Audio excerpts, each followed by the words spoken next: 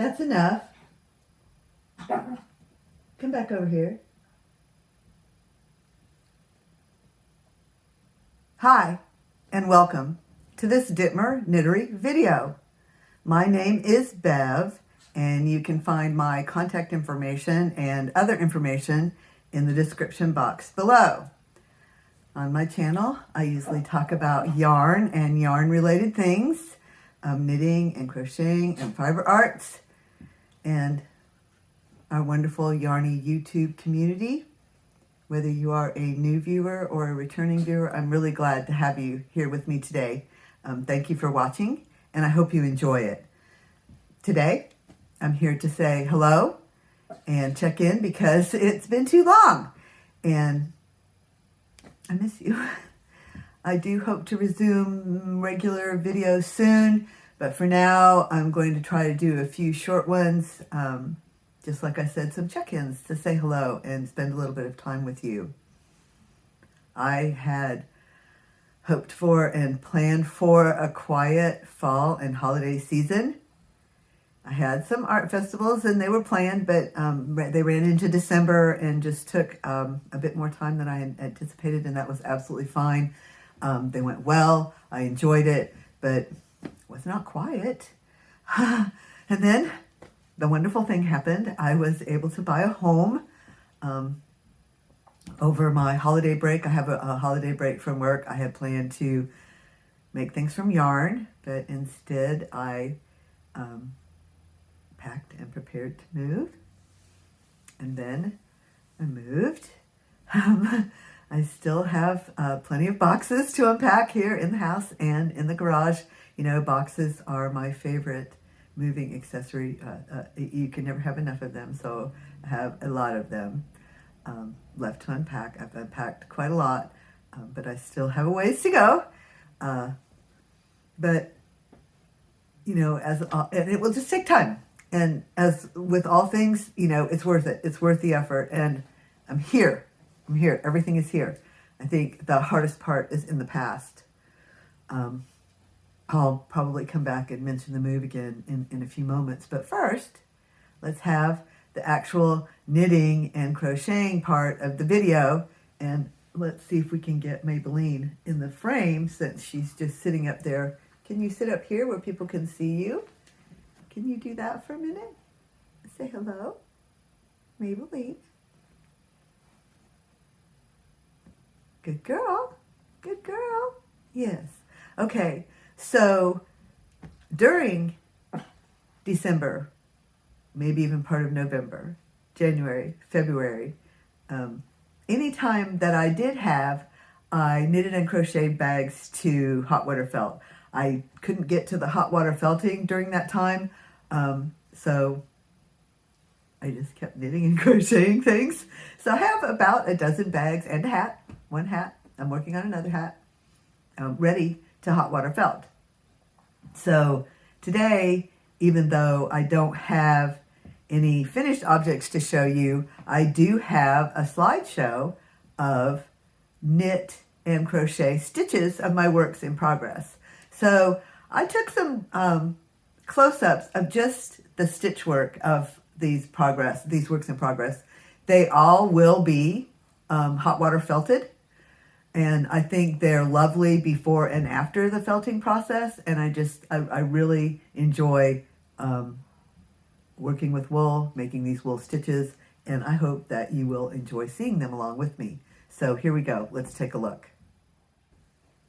You'll see that I've been playing with yarn and stitches. This is knitting. This first one is knitting.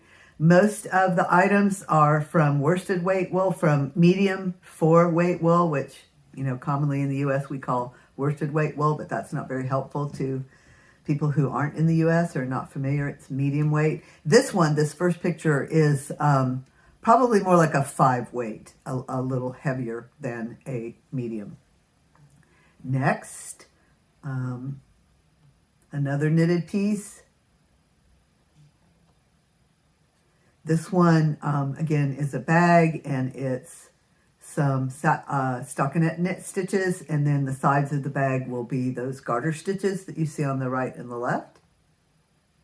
more up close of some beautiful knit stitches. I think that this is actually light green in real life. This is the hat. I said it was bright colors and stripy. No wonder I couldn't remember what color it was. Orange, green, blue, burgundy. So it is knitted also, knitted by hand in the round, and will be hot water felted. Here's a crochet piece, just a close-up of some single crochet in wool. Beautiful, tidy stitches. I love them. This is Tunisian crochet.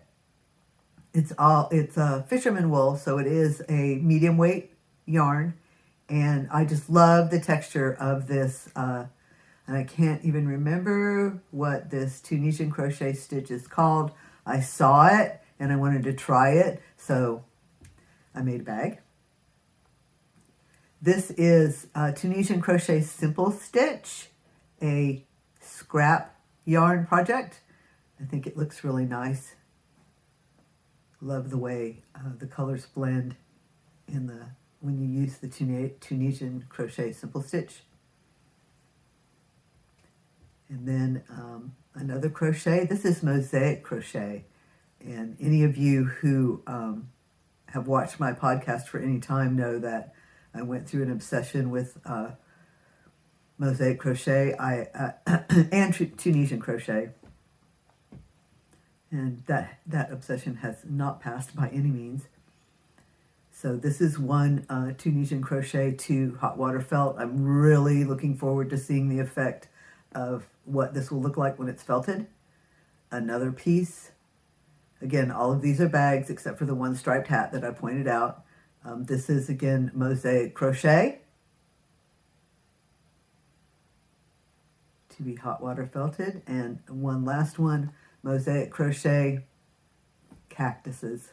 Now, all of these, yes, I believe all three of the mosaic crochet I've shown are Fiberfox Studio patterns. I purchased the pattern, and then sometimes, I change it a little bit to work it in the round, or maybe to fit the stitch count of what I'm making. But I do have to give credit to Courtney at Fiberfox Studios. I'll link her channel below. I have to give credit to her for these patterns. Beautiful, beautiful patterns, and it's such fun work. So I think that's 10 photographs. I have one bag that was a really dark green. Photograph didn't turn out didn't turn out very good, and I think I have one other finished piece. Finished knitting or crocheting, to be clear. They still have to be hot water felted. Some of them will be embellished. The ones that are from variegated yarns will not have to be embellished, but for instance, the plain crochet and the plain knitting, I will probably add some embellishment to those bags after they're hot water felted. So that's my little slideshow of my works, my stitches of my works in progress. I will get to the hot water felting soon. I'm really looking forward to seeing all of those pieces hot water felted, but especially the mosaic crochet, because I've only done that, I think, once before I felted something, and it did turn out nice, but it was a first piece, and it was an odd shape and size, it turned out. Anyway, back to the move for something so difficult. It went well. Loving and generous friends helped. My new home is a joy. It truly, truly is. After I'd been here for only a month, and so this was only a week ago. I've been here for a little over a month, not anywhere near unpacking. A friend came from Denver to stay for a few days. We went to Atlanta, had dinner, saw a play. It was so fun. We saw the play Kim's Convenience. If you've ever heard of it, you know what I'm talking about. In the play, it was just fabulous, and the whole evening was wonderful. And so she came for a very short and very hectic visit. And now I feel like, there's been the fall I hoped would be quiet, the holidays I hoped would be quiet. And now, here it comes, the peace and quiet I've been seeking. I really believe these next few weeks I will be able to unpack and settle in. I've already started setting up my knittery.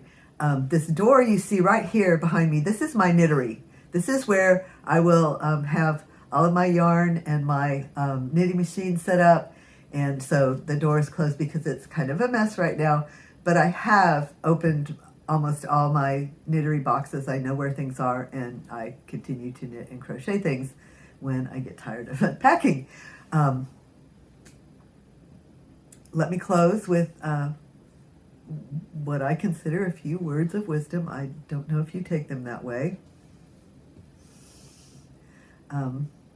Remember, be here and now, see things as they are. And something I had to remember while I was moving, and so I'll talk about that a little bit here, because it kept coming up. It kept coming up that this is something that I really try to adhere to.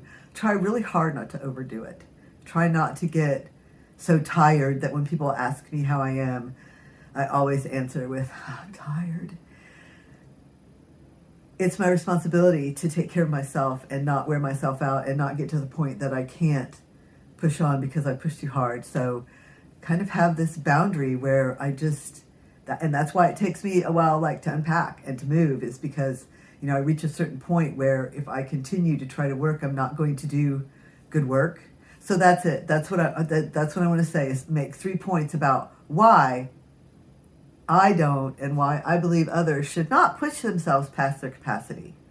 You know, stop when you get tired and come back to it. And that may seem like, oh my gosh, I have to get it done right now. I can't do that. And that's a dilemma. But I think it's worth the effort of trying to do these 3 things. Trying to not wear yourself out because of these 3 things. That's what I mean. Try not to wear yourself out for these 3 reasons. Because when you overwork, you have wear and tear on yourself. That is a cost. You know, you may even get injured, or you may be so tired that you can't do something important, or you may get a headache or a backache. Even if you don't get injured, you may get something sore. Like I said, there's wear and tear on you. When you do more than your capacity, when you do more than you really should in a day, especially physically, there's wear and tear on your body and your mind. When you continue to work beyond your capacity, your work isn't as good. My work isn't as good. I should say my work. I shouldn't speak for others. I shouldn't say you. I know that when I'm overworked, when I'm tired, the quality of my work declines.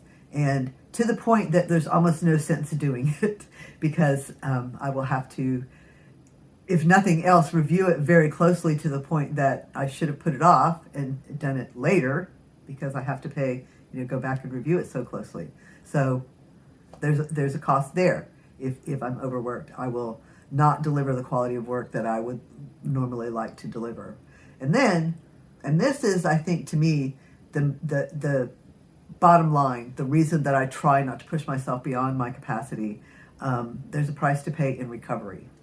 When I overdo it, then I can't do other things because I'm resting up from having overdone it, or I'm nursing those sores, those injuries, whatever it is. I know overdoing it is not a good thing for me, and I think it's not a good thing for other people. So there was, I hope, words of wisdom, certainly a tangent. I really appreciate you watching. Kind of a random video, but checking in, saying hello. I have missed you terribly, and I will see you again soon. Thanks for watching.